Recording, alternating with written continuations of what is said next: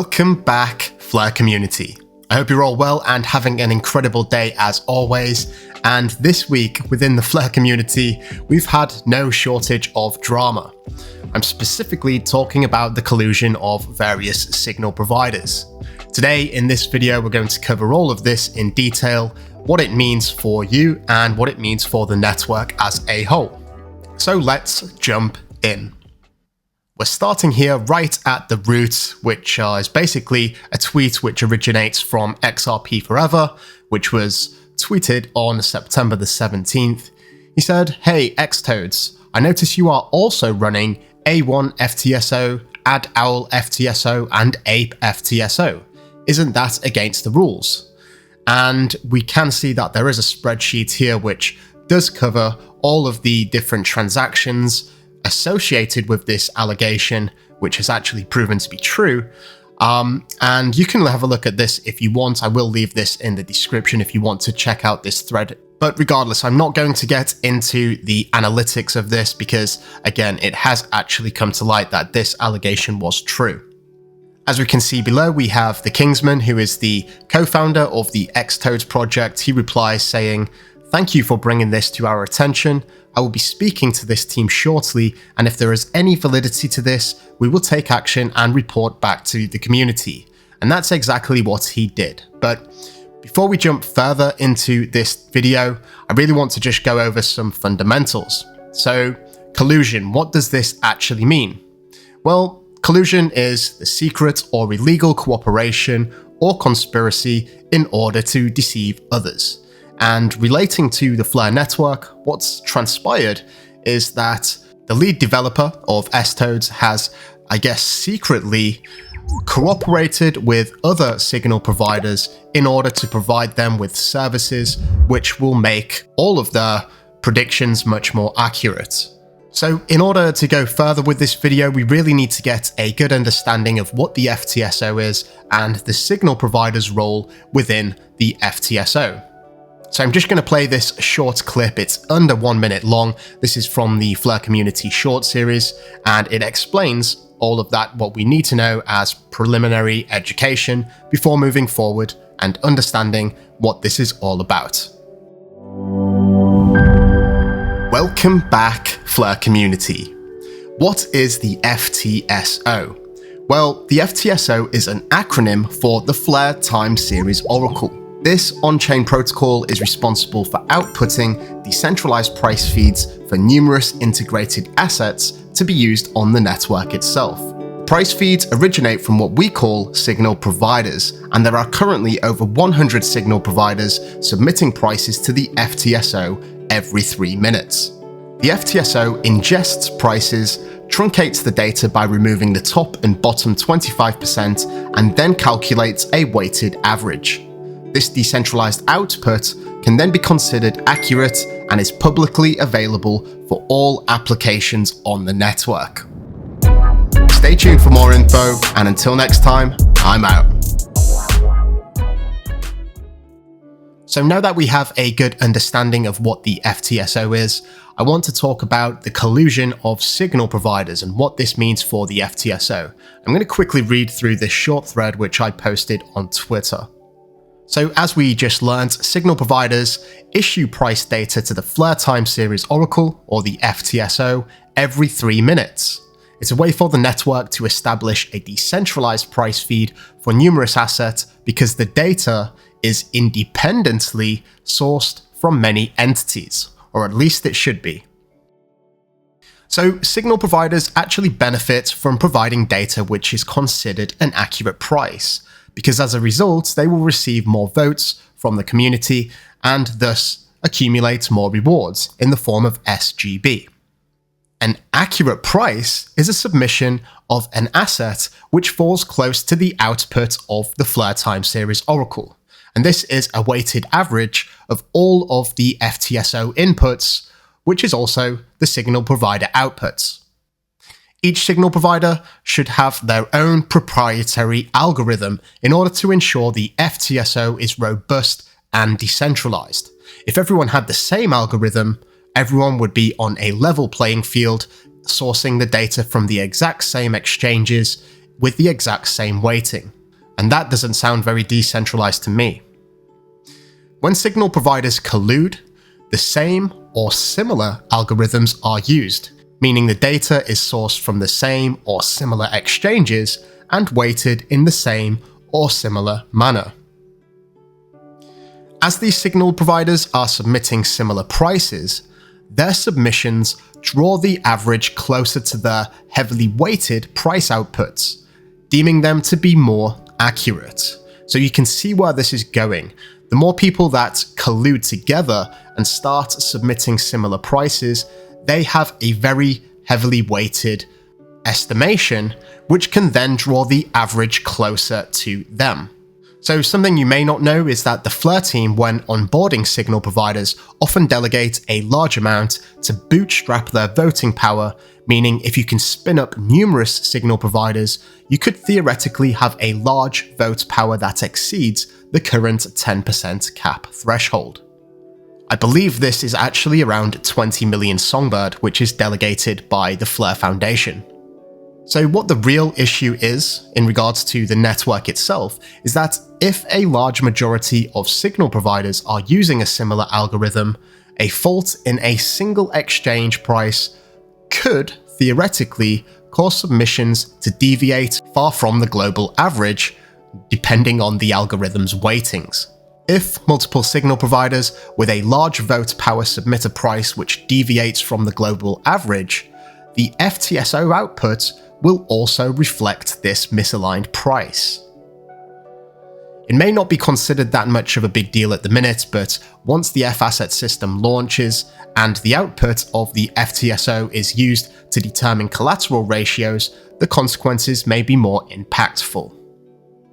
Now again, I do want to highlight this. Rest assured, many of the signal providers have methods to discard prices which may be considered anomalies, and this hypothetical scenario is unlikely, but certainly possible. Signal providers should pride themselves on creating an independent algorithm.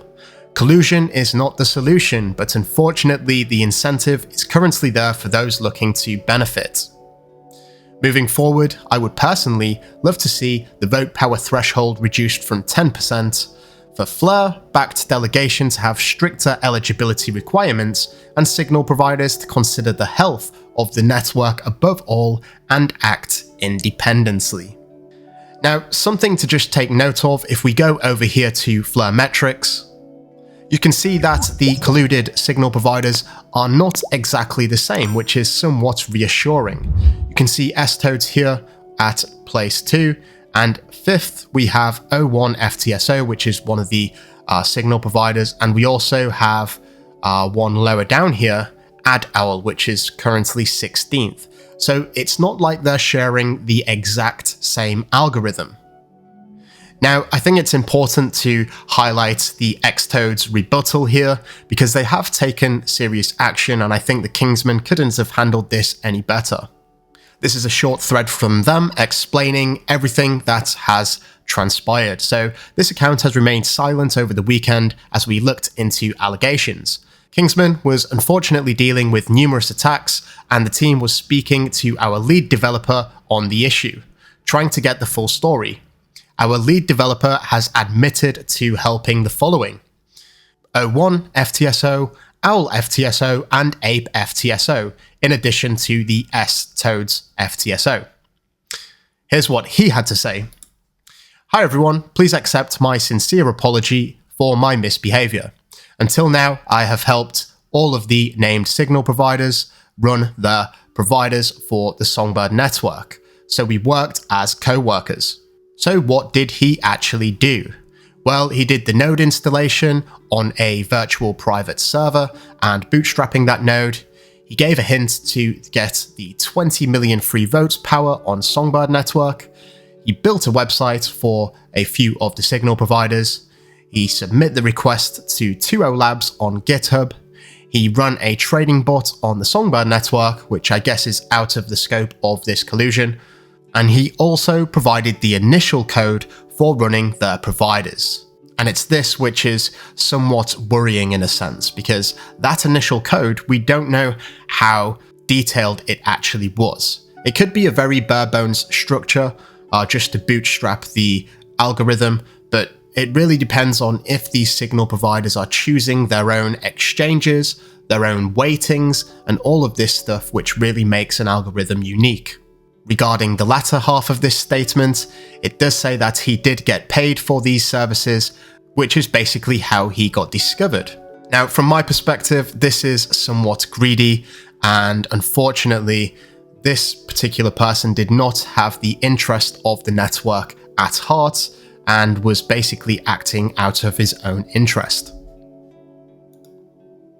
Moving down through the thread, XToads say that we paid our lead developer a substantial amount of money to get us to the top of the ranks, all the while thinking he was only working for our signal provider.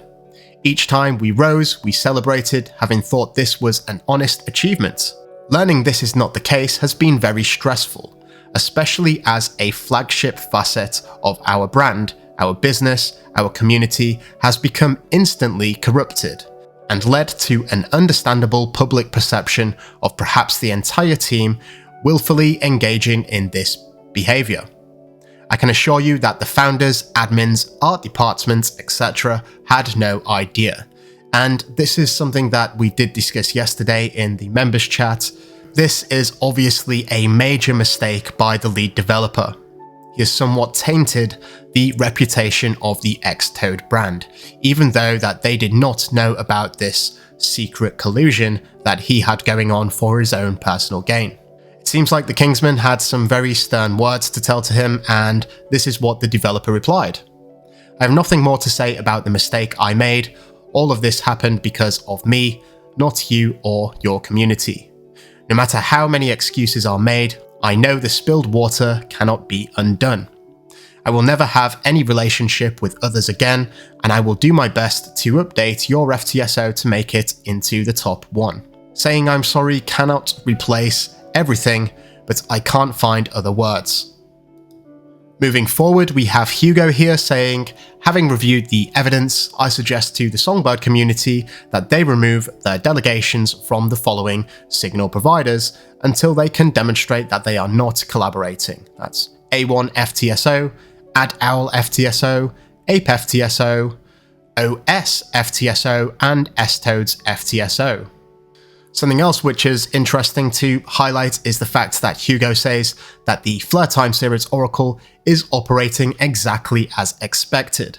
The pricing model is broadly robust against meaningful levels of collusion, i.e. the price is still accurate. The question that we are grappling with is how to make a good system far better and fairer for all those participating. So the Kingsman is actually in Dubai now, and this is what he said. I will continue to delegate my SGB to the top signal provider. By top, I mean you get more SGB by delegating to that provider. Currently, that is XToads. So I guess this is just in the interest of transparency. He also says that he will disclose the actions he has taken towards the dev in the questions in the AMA on Tuesday, and the next one being on the 27th of this month. Something that is obviously going to be welcomed on the Flare network in particular is that there is going to be a 2.5% vote power cap that will certainly help the decentralization of the FTSO. And this is because in order to accumulate 50% of the vote power, collusion would have to occur between 20 different signal providers, opposed to the 5 signal providers, which, if capped out, could theoretically have 50% weighting currently. Hugo again mentioning that myself and many others in the community really do appreciate the vigilance of XRP Forever. I'm going to talk to the team and discuss whether the foundation should release a FTSO report periodically, maybe weekly or monthly. Would be happy to include valid contributions from the wider community. And again, this is something that I really look forward to, and hopefully it does happen. Now, something that I do know is that there is going to be a meeting with all of the signal providers who are willing to join to talk about this topic in a little bit more detail on Thursday, I believe. Hopefully they can come up with some solutions to this problem, and I think the reduction of the vote power is certainly one of them, and I guess we will wait and see what happens from this. So yes, that's pretty much it. That's the drama for this week. Again, you have to make up your own decisions and I guess go through what you think is the right thing to do.